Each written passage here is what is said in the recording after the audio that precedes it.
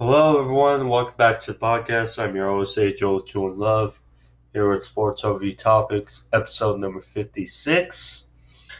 Thank you for joining me today.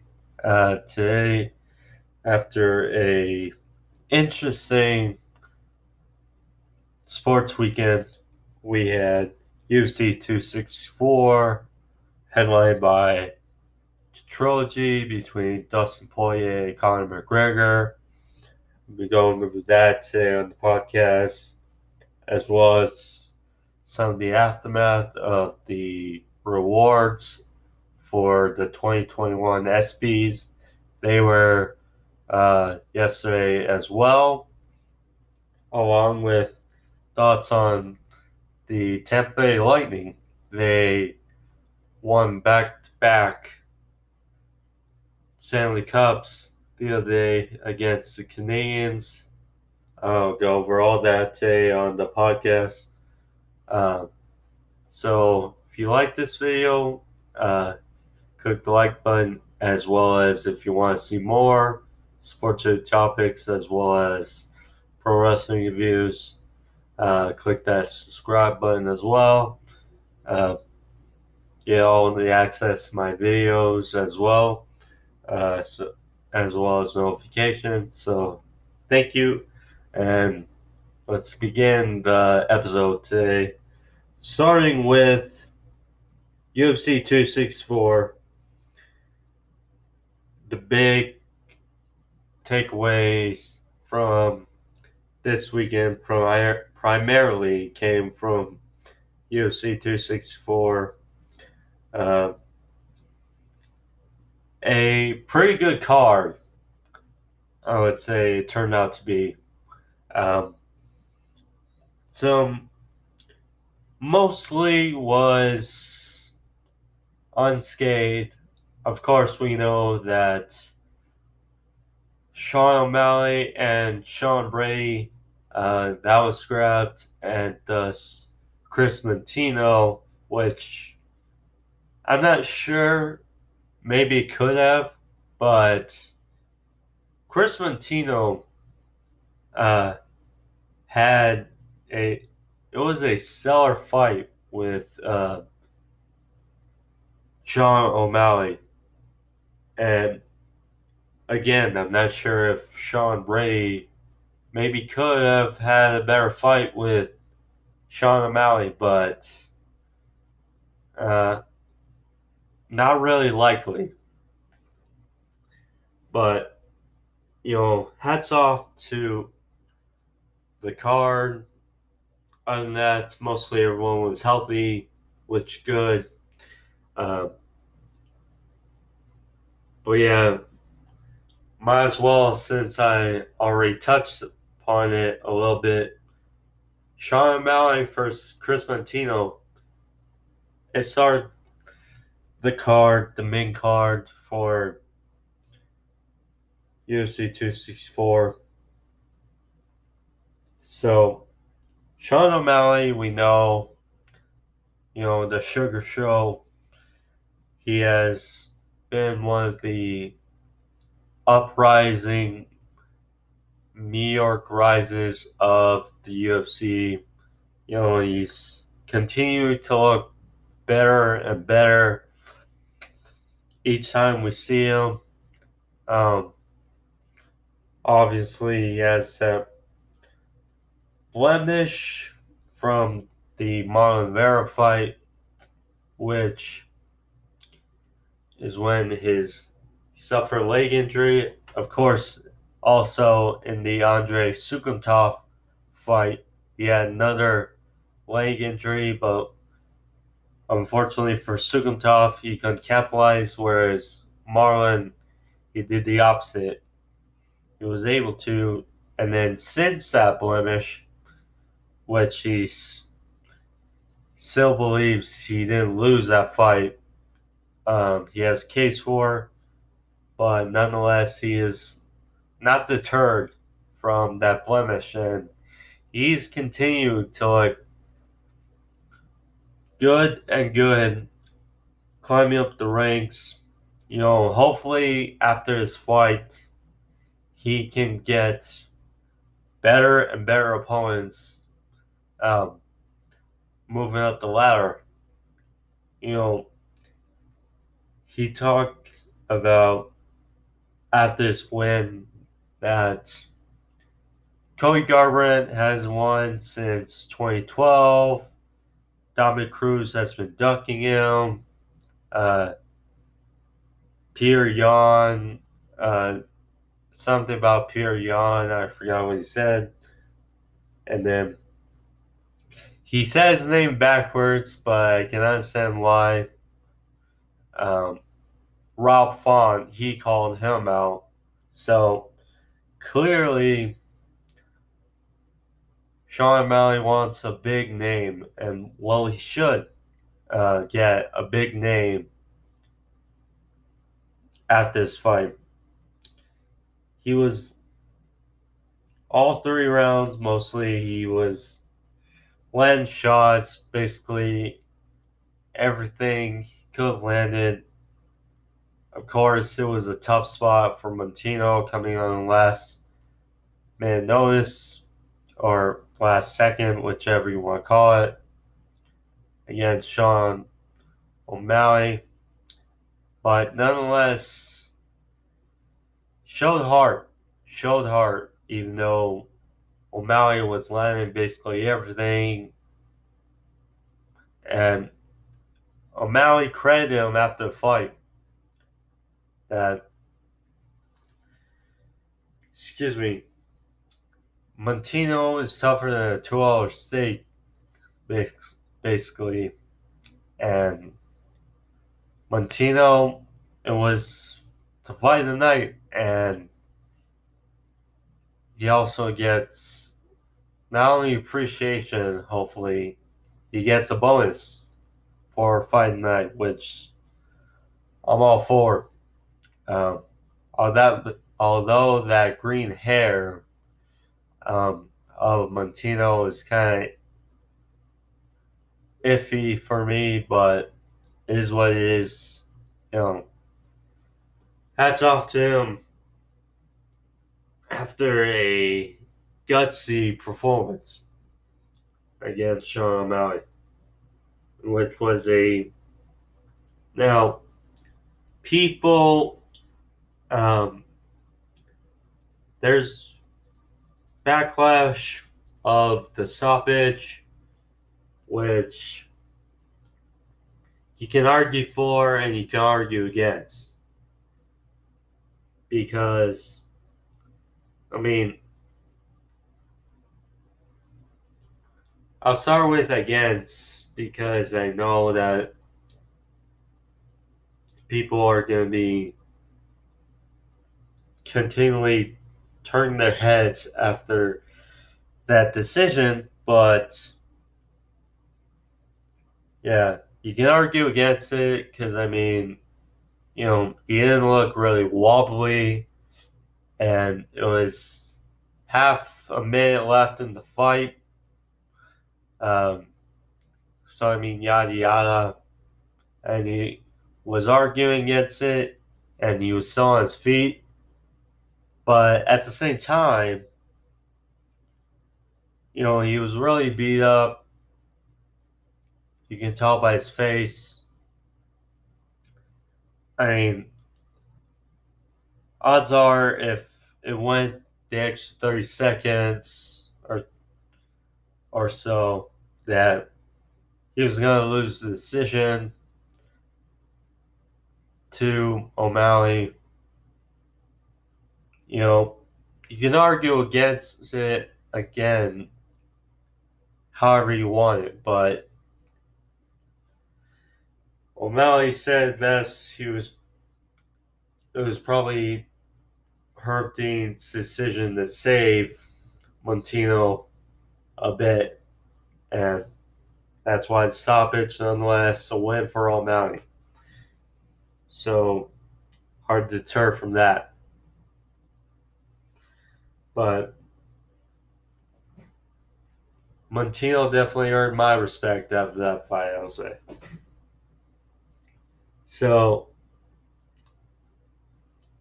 then we had arguably the second most fight that was anticipated for in the main card, which was Tai Tuivasa versus Greg Hardy. Now, Tai Tuivasa, Bam Bam, Mr. Shui, whichever you want to call him, he won 2 straight going in this fight, and you know this you could kind of picture as maybe a trap fight for Hardy. Excuse me, for Tuivasa, in the sense that, well, Greg Hardy, he's still kind of green. He's still moving up. He's still kind of new in the sport. And he's a big guy. You can tell in the size difference, basically, that Hardy looked bigger. And you can tell that he has power. And that, you know, it could have not gone Tuivasa's way. And then, as far as Hardy's perspective, it's climb up or a step up in competition. Because besides Volkov, who he took on last minute notice, this was a big step, really, for Hardy in competition. And he did fare well, even though the fight didn't last very long. But it's just a case of power and experience, really, and timing. So they met in the middle of the octagon. They no deterred. They stood and looked like they wanted to change. They wanted to bang out. So Hardy caught him with a right cross, it seemed, and kind of stunned Tuivasa for a glimpse. And then Hardy, he looked to follow up, and then right off the bat, Tuivasa follows up with a right over the temple. It looked to appear what stunned Hardy. He fell down, covered up.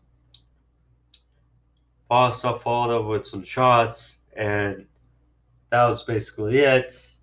A little over a minute in, Ty Bam Bam Tuivasa makes it 3 straight. Signs Greg Hardy, gets a shoe in afterwards on the cage, and then afterwards someone gave him a shoe or a boot. It looked like full of hot sauce. So he had a hot sauce and might have been beer, I'm not sure, but hot sauce and beer shoey.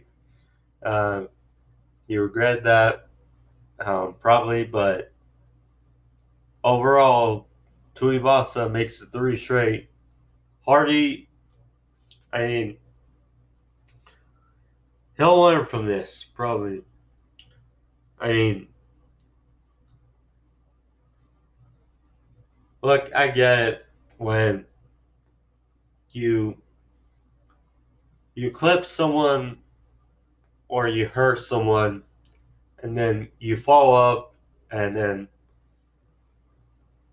but but at the same time, Hardy, you know, should have took his time, early. Should have known this guy has power, pick his shots. Uh, not try to leave yourself open. I will say that his stance kind of could have been better, his guard, but again, Hardy will learn from this. Tuivasa, much like Sean O'Malley earlier, called out someone in the top 15, top 10 maybe. Tuivasa, um, last time he had a big test was Junior Dos Santos, in which he failed to get the win over when Junior was still kind of credible. And he couldn't capitalize. Now, after a nice win streak for himself, hopefully he gets another interesting contender or on the verge being contender. See how he fares again. So, interesting for both sides. Then we move into the co-main event. We have Stephen Wonderboy Thompson versus Gilbert Burns. Now, this was an interesting fight for both sides. Gilbert Burns, we last saw him in a pretty good showing against Kamaru Usman in a losing effort for the welterweight title. Fared well, but he came up short and was stopped.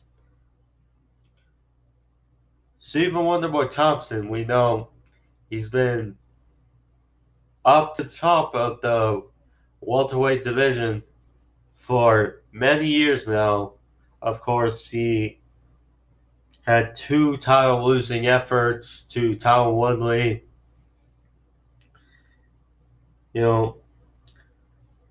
But he still managed to stay atop of the welterweight division. And this was his first time fighting someone ahead of him in a while. A good while. And, this fight, seeing the comments about it and seeing the bits of it, it definitely wasn't people's favorite fight. I mean, there were instances in this fight where people were like, it's kind of not interesting how this fight's going. And perhaps part of it was seeing the big knockout by Tuivasa over Hardy, seeing how that fight played out, perhaps kind of created a little bit of a letdown of momentum going into this fight with Wonderboy and Gilbert Burns. But it was an okay fight. Gilbert Burns, of course, it was mostly his wrestling versus Wonderboy's striking, because how technical of a striker that Wonderboy is, and he can catch you. And Gilbert Burns has power, but it's probably not the best ideal to trade with Wonderboy. So, went to decision. Burns, he took Wonderboy down the first round to kind of take the first round, and then Wonderboy was finding success and attacking Burns on the feet in round 2. And then the third round came, and Wonderboy looked to piece up Burns again and was on the attack, but unfortunately, with half a round left, Burns took Wonderboy down again, and that kind of clinched the fight for Burns. So, nonetheless, was a win for Burns. Excuse me, Gilbert Burns. Despite Wonderboy having some success on the feet, it was just the wrestling that sealed it for Burns. Also, I saw that people were criticizing Gilbert Burns for some of the hammer fists in the third round, and I look back at it and I can see why some of them were behind the head, in the back of the head, but they were called. So that's a little asterisk to Burns' win, but nonetheless, a win's a win.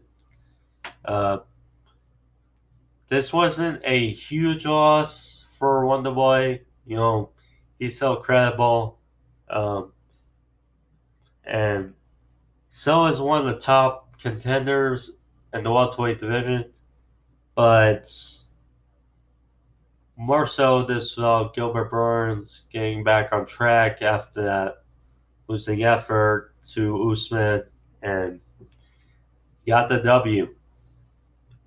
Uh, I don't think we see a rematch between, although it was an exciting fight, I don't think we'll see a rematch between Usman and Burns right away. Um, Perhaps we get, because I thought if Wonderboy was to secure this victory in style, perhaps we get Wonderboy versus Usman. Now, Burns won this fight, but it was iffy, decision. It wasn't exactly flawless. So I don't think he'll be getting the rematch right away. Perhaps he'll probably need one more fight.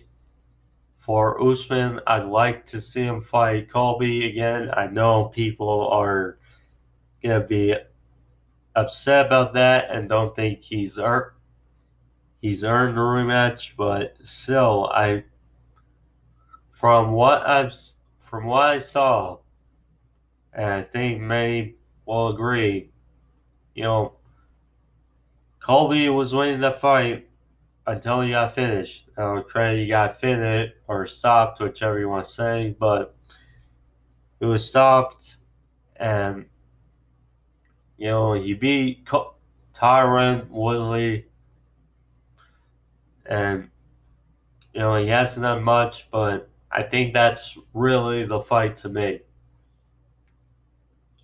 So, as for Wonderboy, again, you know, this is a big loss. He can probably get another couple W's and fight and be right back here and yet in line for another big win potentially to get a title shot. So, not the end of the road for Wonderboy, I think that's for sure. Then we get to the main event. Dustin Poirier vs Conor McGregor, the trilogy, the third bout. Now, before we get into his fight, I will say this because I know that Conor McGregor's wins, losses, they're always going to be hot under a microscope. So I'll say this as a Conor McGregor fan, you know, because you can be a fan of Conor McGregor and also not be 100% happy with what he does. I mean, you know, we know his rise has been great, and people will continue to because that's just how it is. People will criticize him because of his antics, what he says, does, and his antics, along with his ability to back up in the cage, is primarily the reason why he's as big as he is, and why he has many um, businesses currently. So there's that. But for his prior two fights, because obviously prior to the Khabib fight, there was the train thing with the dolly, and that was pretty much what set everyone over the edge and had people really pinning him under a microscope because obviously it was a good look. Obviously, um, it's not really condonable of actions, but after that, after the Khabib fight, he seemingly changed his ways, was a little more respectable. Um, Coming to the Cowboy fight, in which he won, and then the rematch versus Dustin, more respectable, you know, and he lost that fight, willy-nilly. Now this fight, more animosity, going into this fight because of what happened after the second fight. There was the not donating to Dustin Poirier's charity when Conor chose to donate to another charity, and then this and that. There was stuff said, and Conor, you know, don't condone a lot of stuff he said coming to this fight, but basically what you could take it as, and what I think some people take it as, is he was trying to be motivated, more motivated coming in this fight. Although some of the stuff he said was not meant to be said. Nonetheless, he came in this fight and he did look well. I mean, last fight, he did not look out of place against Dustin. And then this fight, you know, he started to land some kicks. He tried to mix it up against Poirier. And then Poirier, they were both finding success on the feet. And then Poirier took him down, landed some good ground and pound. And then they were back on the feet late in the first round. And then I didn't really know it, but once you look back and see it and hear what his coach had to say, John Kavanaugh, it kind of makes more sense. Because prior to the incident, Conor McGregor threw a head kick and it was blocked by Dustin Poirier's elbow. And then you can see that it was starting to percolate. It was starting. The wheels were starting to happen for the incident, and then right after that, after Conor misses a strike on the feet, he goes to take a step back, and then he lands awkwardly on his ankle, and you know, of course, Dustin, he sees Conor down, so he tries to follow up as best he can with a few seconds left in the round. Conor was covering up as only he could. The only thing he really could have done. And Herb Dean then stopped the fight. But so then the bell rings for the first round to be over. And then next thing you know, Conor's pointing at his ankle as his corner is coming to to his corner to try to console him. And then next thing you know, because it was a weird instance, I don't think people really realized it until they saw, because it wasn't as noticeable, I would say, as Anderson Silva and Chris Weidman's. But Conor McGregor suffered an ankle injury, and then thus Herb Dean called off the fight, and Dustin Poirier, you don't agree, you can debate it because it was only one round at the end of the round, and it was, but they called Dustin Poirier the winner, and of course, many have commented on the fight, you know, stuff and that. I mean, nonetheless, you don't want to wish this kind of thing on anyone. Really, this kind of injury on anyone. Yes, I know Conor's antics, and I'm a Conor fan, and did I agree with everything that he said going into this fight? No, but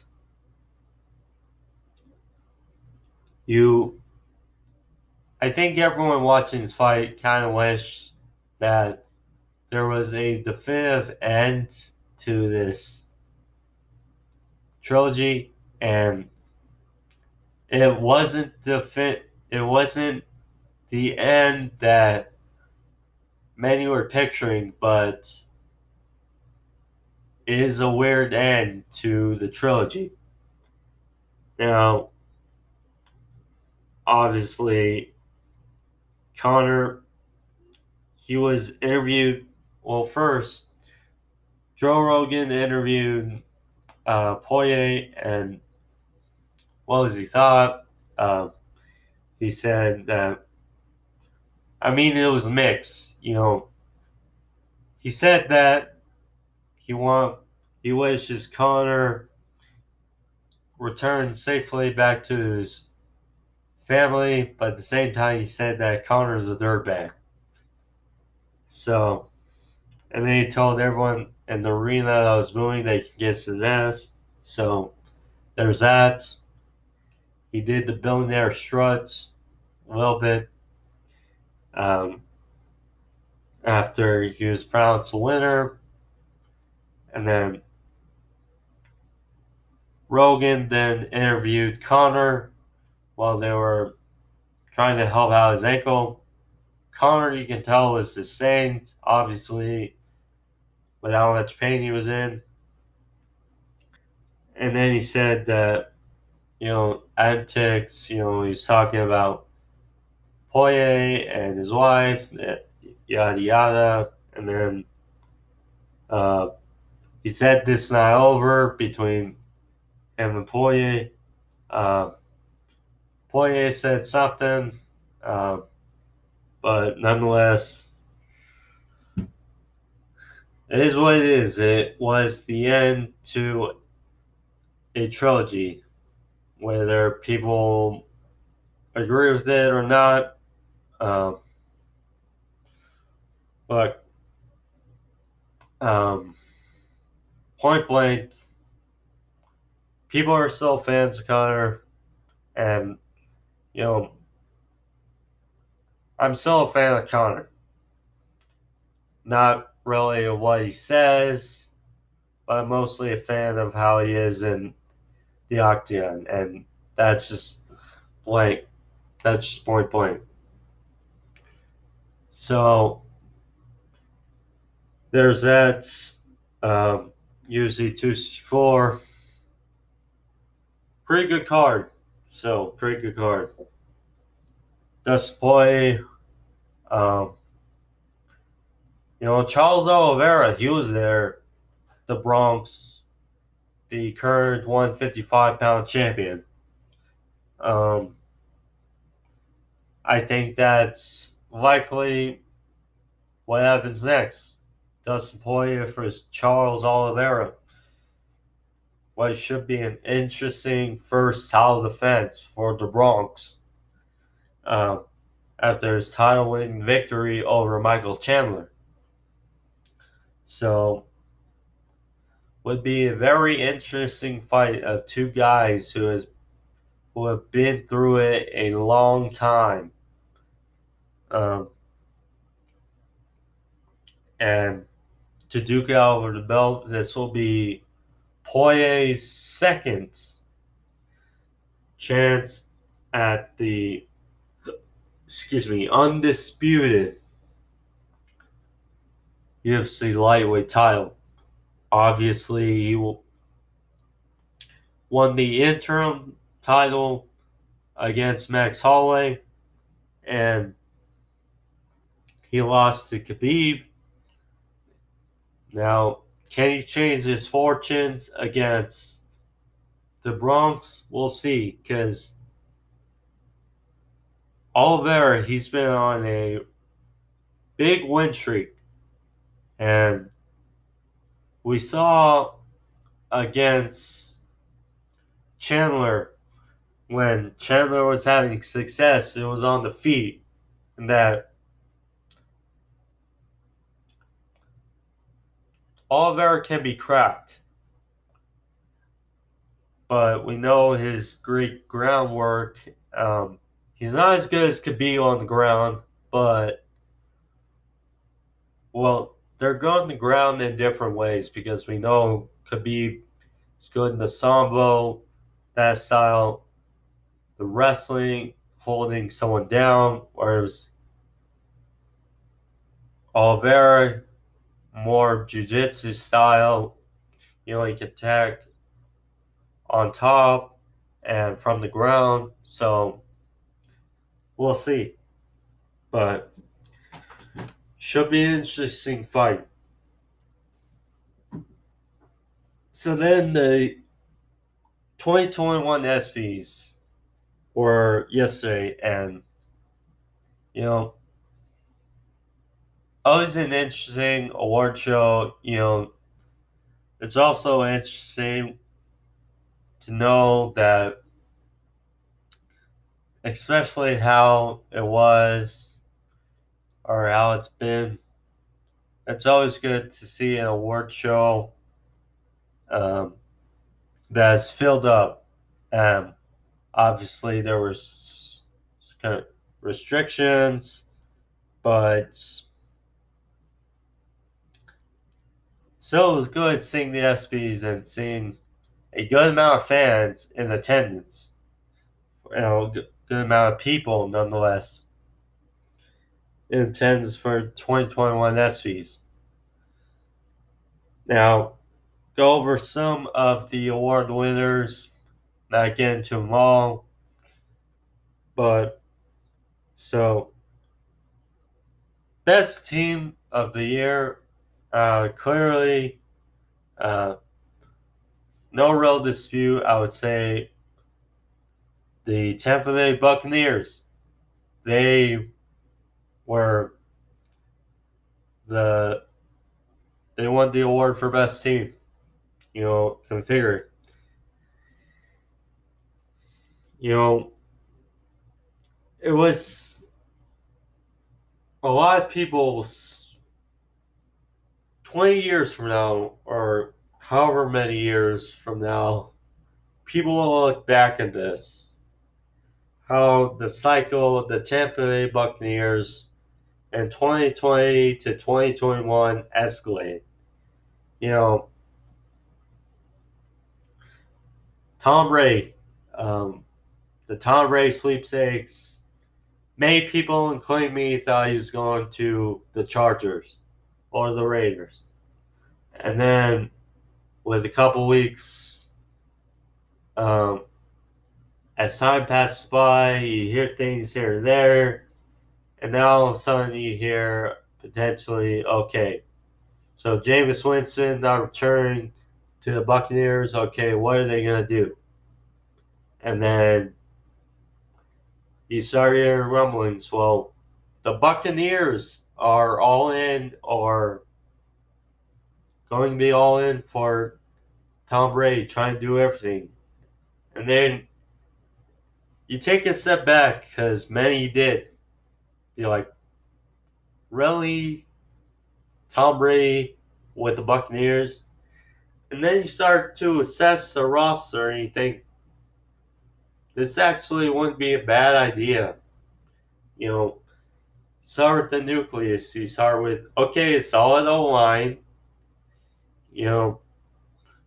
but I'm missing something. So then they draft Tristan Wirfs, who did a very good job as right tackle this year for the Bucs in his first year. And then, okay, they have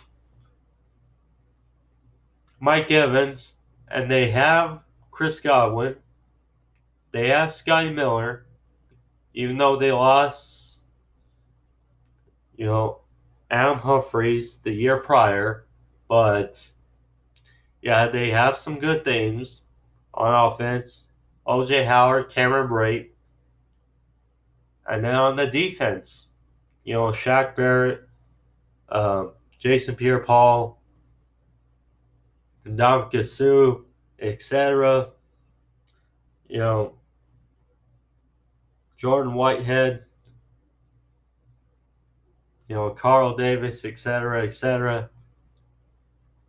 And then, okay, they acquire Tom Brady. And then Gronk comes out of retirement. He comes to the Buccaneers. I almost said the Patriots. But, yeah, he comes to the Buccaneers. And then all of a sudden, you see they add Leonard Fournette after he gets cut by Jacksonville. So it's like, dang, this is interesting. And then, okay, on the defense side, after they draft the worst, they acquire Antoine Winfield, who did a heck of a job as well in his rookie year. So it's like, man, they're assembling a very good team. But so then the only question with this team, considering with the lack of offseason, you're like, okay, the only problem with this team is going to be rhythm and timing. So then obviously we saw they had a hiccup to start the year, and then in the later part of the year, they basically had two hiccups versus the Saints, and then which were the real hiccups, and then after they lost to the Chiefs and then the bye week, they were pretty much unstoppable. Now, the Saints, Packers, and Washington did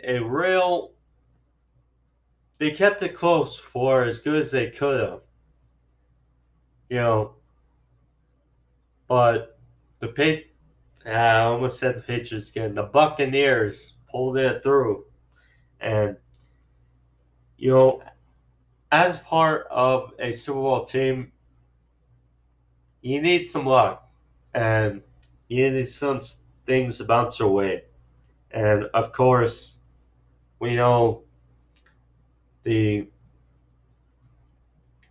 well, Washington, they didn't have really any injuries. Now, Alex Smith, obviously, he wasn't healthy, although he played really well when he was last season. But then Terrell Heineke played really well in his place. So there was that. And then following week against Saints, it's like, okay, they lose twice. And then Taysom Hill,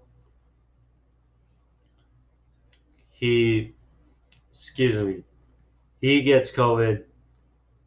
So it's like, man, it's going to be a real question to see. It took that dimension out of the Saints offense. And Drew Brees still did well. He still was able to propel the offense best he could, but it didn't happen. Then the Packers, Tom Brady threw 3 picks, but Packers offense couldn't capitalize. And then against, it just came full circle for the Buccaneers in Super Bowl against the Chiefs. The offense was there. The defense played great. I mean, it was a historic win in the Super Bowl. It wasn't a great game, but it was a historic win. And that's the thing to take away from the 2020-21 Buccaneers. So some of the Buccaneers teammates were there. Gronk was there. He was center for much of the speech, but he still got some words in. So as only Gronk can, still was good. Tom Brady, he won Best Male Athlete of the Year. Shohei Ohtani of the Angels, he won Best MLB Player, considering his good showing. Although the Angels have been disappointing, it's so good to see him get some love. I mean, obviously, we know the Angels and Mike Trout, they had a stellar start to the season, then they hit a wall, and then Trout got injured, and he seems to be on the verge of coming back, but we'll see. Still got some season to go. We'll see. Steph Curry, he won Best NBA Player. I mean, it's understandable considering the way he tried to will his team at the end of the season um, to the playoffs, and they almost made it. They played a great playing game against the Lakers. Unfortunately, couldn't close it out. And then against the Grizzlies, they felt almost exhausted. They just weren't hitting shots, after that great game. Uh, you know, I don't think they would have beaten the Suns if they had closed out with the Lakers, but would have been a good story though. But good for Steph Curry, greatest shooter we've probably ever seen in the NBA. Although yes, Jokic, he was the MVP. But of course, everyone loves Steph Curry. You know, he has many things going for him. Golf. When he retires from basketball, he's going to be stellar in golf, I would say, or at least have some um, deal game thing or tournament thing they're doing his golf. I mean, things will still work for him. So there's that as far as the Espys awards are concerned. And then lastly, I want to touch upon, because they were really this spark that started this whole Tampa Bay cycle of success in the sports world. The Tampa Bay Lightning, they clinched and defeated the Montreal Canadiens in 5 games to take on their second straight Stanley Cup and are now back-to-back Stanley Cup champions. First time in 4 years, the Stanley Cup champion um, has repeated. So going them, um, you know, it's just crazy. They started this whole championship style in Tampa Bay. They were the ones that really started it, and more good news for Tampa Bay. It's so crazy, but with the Rays, they're still trying to stay competitive. Tampa Bay, we still got. It's crazy to think it's July, so next month is preseason. See how everything fares for the NFL, but nonetheless, that's the episode for you guys. I hope you guys enjoyed it. It was a long one, but it was interesting, full of stuff. I hope you guys enjoyed it. Again, I did as well. If you did, though, click the like button. It would help.